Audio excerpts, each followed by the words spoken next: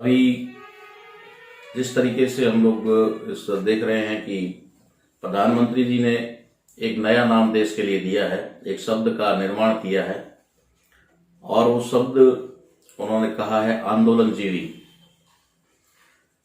बहुत ही अच्छी बात है कि कम से कम चाहे किसी ने भी उनको शब्द दिया हो, लेकिन भारत के एक प्रधानमंत्री के मुंह से ये शब्द निकला है तो वो राष्ट्र के लिए है।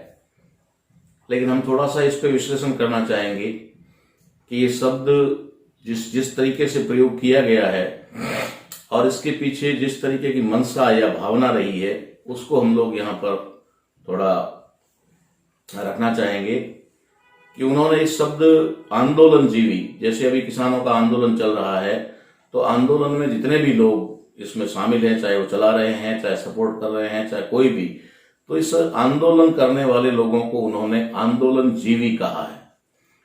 और उन्होंने कहा है कि हर जगह ये लोग, जब भी कोई आंदोलन होता है तो ये लोग पाए जाते हैं।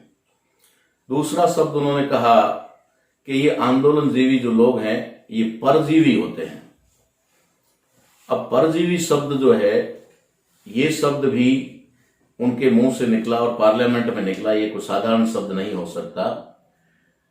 ऐसा नहीं है कि ये शब्द पहले नहीं थे, आंदोलनजीवी शब्द जरूर पहली बार आया है, लेकिन परजीवी शब्द बहुत पहले से है। और जो लोग आंदोलनकारियों को या फिर आंदोलनजीवी कह रहे हैं और उन आंदोलनकारियों को परजीवी कह रहे हैं, असल में वे लोग भली भांति जानते हैं कि इस देश में परजीवी है कौन।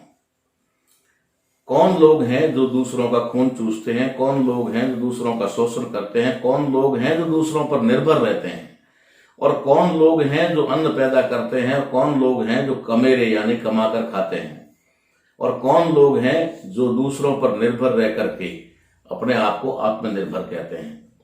ये बात तो अच्छी तरह से समझ जानी चाहिए लोगों को, क्योंकि अब सोशल मीडिया के माध्यम से जिस तरीके का जनजागरण और लोगों के एक मानसिक विकास जो लोगों का हुआ है, उसके आधार पर अब जिस तरीके से वे शब्दों का निर्माण करते हैं, उन्हीं के साथ साथ हमारे लोग भी शब्दों का निर्माण करने लगे, चाहे उनकी देखा देखी। जैसा कि उन्होंने आंदोलनजीवी शब्द कहा तो हमारे लोगों ने भी बहुत सारे शब्दों का निर्माण कर लिया, जिसमें ईवीएम जीवी कह दिया, भाषण जीवी कह दिया, इंतजार जीवी भी शब्द आया है आडवाणी जी के लिए।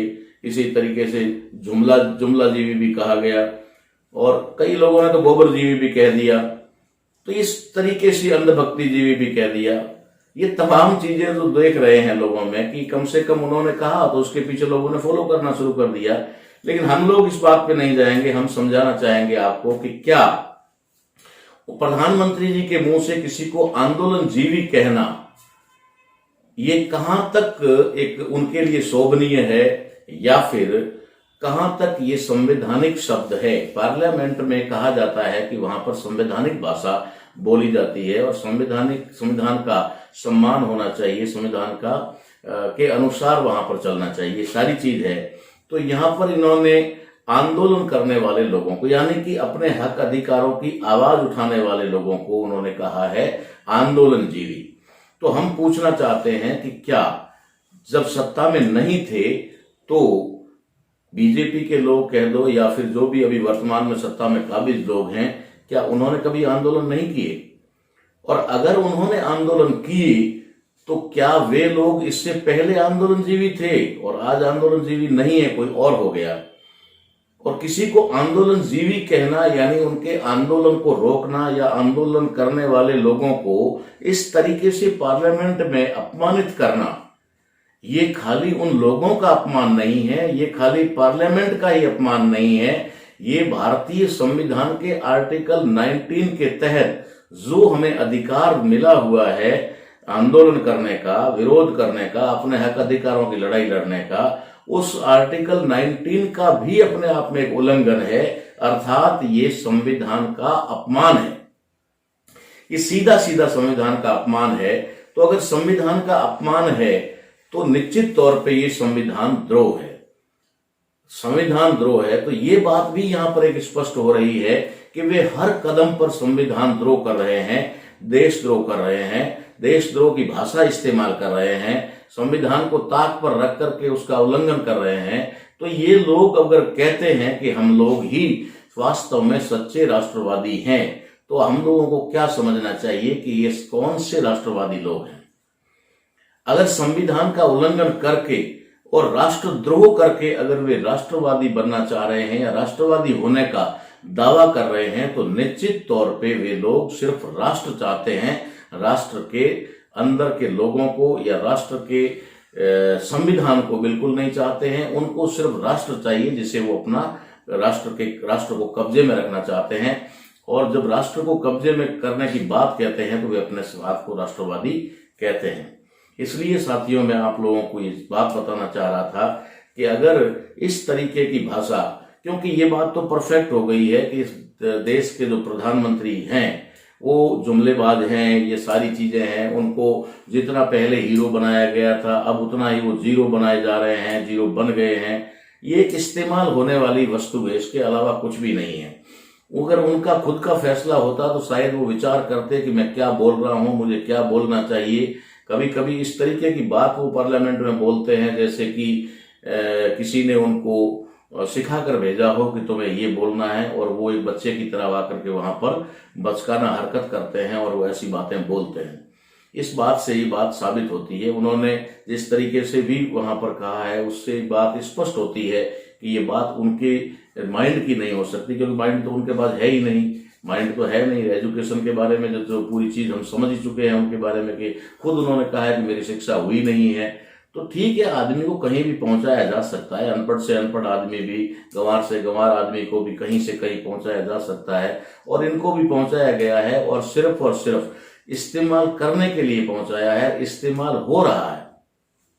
एक बात उनकी भाषण में मैंने जो सुनी, आप लोग भी गौर करना, जब वो कल बोल रहे थे तो पार्लियामेंट में, तो उन्होंने एक बात ये भी कही कि मेरा जितना हो सकता है इतना इस्तेमाल कर लो, मैं मोदी है तो मौका है। चर्चा करते रहिए, लगातार चर्चा करते रहिए, सदन को जीवंत बनाते रखिए। मोदी है, मौका लीजिए। ये शब्द उन्होंने किसके लिए कहे, इस पर गौर करने की जरूरत है। क्योंकि कुछ भी हो, लेकिन जो आदमी किसी के कहने से बोलता है तो कभी कभी वो अपनी भावना भी प्रकट कर लेता है। तो मैं कई बार कह चुका हूं कि यहाँ प्रधानमंत्री के पद पर बिठाकर जिस व्यक्ति का इस्तेमाल हो रहा है वो खुद इस बात को स्वीकार कर रहा है कि मोदी है तब तक मौका है, मेरा जब जितना हो सके इतना इस्तेमाल कर लो, इस व्यवस्था को, संवैधानिक व्यवस्था को बदलने में, संविधान खत्म करने में। तो साथियों, ये इस तरीके की बातें जो करते हैं ये खाली अपने आप में एक मजाक वाली बात ही नहीं है, खाली अपने आप में एक ऐसा भी नहीं है कि उन्होंने किसानों का अपमान कर दिया है या किसानों के नेताओं का अपमान कर दिया है या किसान आंदोलन में शरीक जितने भी लोग हैं उन लोगों का उन्होंने अपमान कर दिया है। यहाँ सबसे बड़ी बात सोचने वाली ये है कि उन्होंने आंदोलन करने का अधिकार हमें भारतीय संविधान ने दिया है। भारतीय संविधान के आर्टिकल 19 के अंदर हमें सम्मेलन बुलाने का, सभा करने का और विरोध करने का, किसी भी तरह का प्रोटेस्ट करने का अधिकार दिया गया है, जो खाली साधारण अधिकारों में नहीं है, कोई साधारण आर्टिकल नहीं है, वे फंडामेंटल राइट है जो कि मूलभूत अधिकारों में आता है। तो मूलभूत अधिकार जो है हमारा, उसको ये मजाक बनाकर कह रहे हैं कि कुछ लोग आंदोलन जीवी है। ये बात तो आपको समझनी होगी कि आंदोलन करने वाले लोग ही आंदोलन करेंगे, बाकी लोगों हर एक कहीं न कहीं किसी न किसी को आगे रह करके आंदोलन करना पड़ता है। तो यहाँ पर भी जो आंदोलन आगे रह करके आंदोलन कर रहे हैं उन लोगों को उन्होंने अपमानित किया है, और ये अपमान जो है हम लोगों को समझना चाहिए कि ये अपमान हमारा जो है ये प्रधानमंत्री के द्वारा किया गया है। तो ये एक बहुत ही गंभीर विषय है, बहुत ही सोचने वाला विषय है कि इस तरीके का अपमान उनको पार्लियामेंट में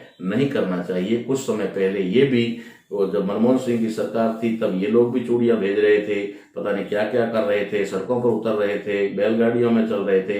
ये तमाम चीजें जो है देख रहे थे हम लोग कि वहां पर वो आंदोलन कर रहे थे। तो तब वे आंदोलनजीवी नहीं थे, और आज वे सत्ता में बैठ करके इतना गुरूर आ गया है, इतनी तानाशाही आ गई है कि वे लोगों को जो है आंदोलन जीवी कह करके संविधान का अपमान कर रहे हैं।